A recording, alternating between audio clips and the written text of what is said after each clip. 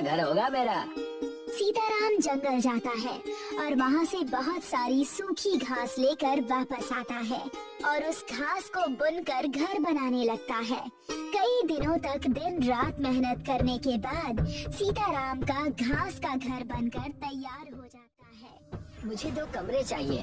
मैं अपने परिवार के साथ यहाँ आपके गांव के स्कूल में पढ़ाने आया हूँ। हाँ हाँ आइए गुरुजी, इतना बड़ा घर आप लोगों के लिए ही तो बनाया है। पसंद आता है।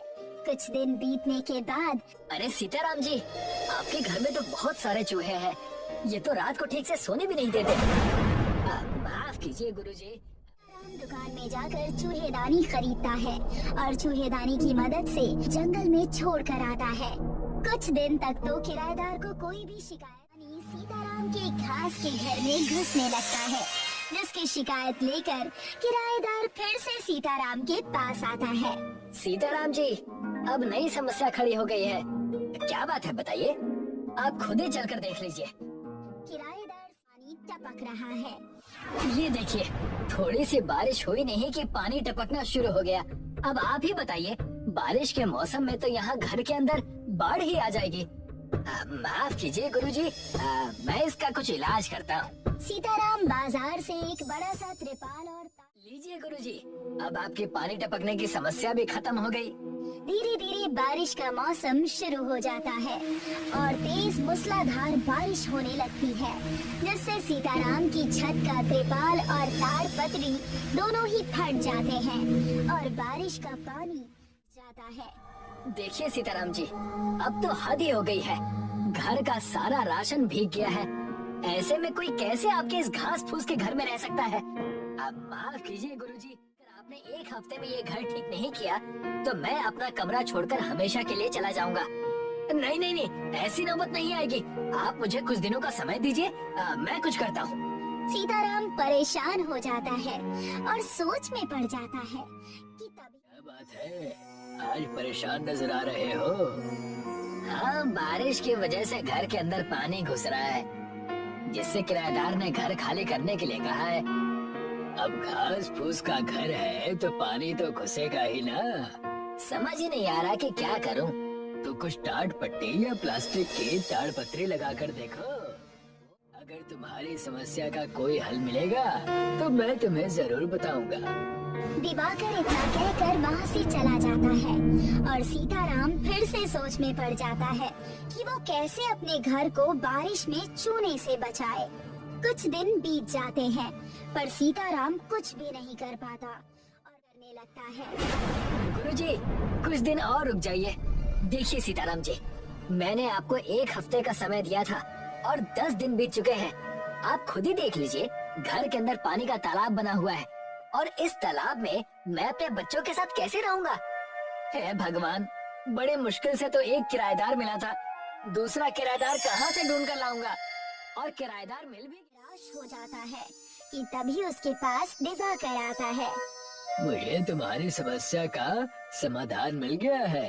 क्या है, जल्दी से बताओ, करूंगा। जब राम जी और सीता माँ वनवास गए थे तब उन्होंने जंगल में एक जादुई घास के पौधे से घर बनाया था, जो कि उन्हें सर्दी गर्मी से बचाता था।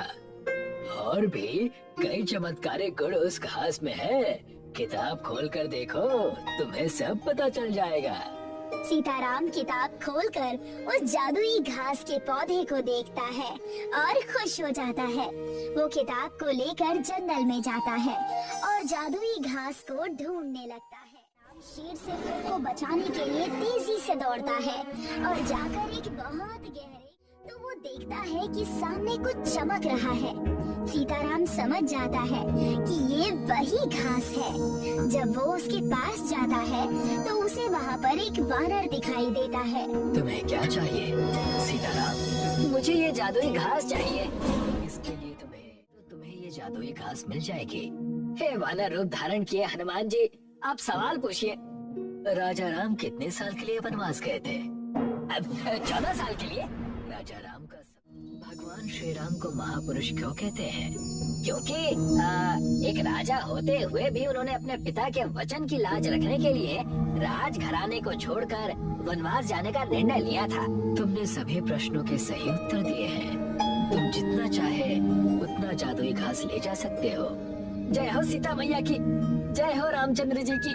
हे ईश्वर, मुझ गरीब पर अपनी कृपा बनाओ। जय हो प्रभु, आपने अपना चमत्कार दिखा दिया। जय हो सीता मैया, जय हो रामचंद्र जी की। सीताराम जादुई घास का एक बड़ा गड्ढा बनाकर घर ले आता है। सीताराम उस जादुई घास से अपने घर की छत बनाता है। उसका पूरा घर जादुई घास का महल बन जाता है। अरे वाह सीताराम, ये तो चमत्कार हो गया। बताए हुए नुस्खे ने कमाल कर दिया है। बहुत बहुत धन्यवाद दिवाकर।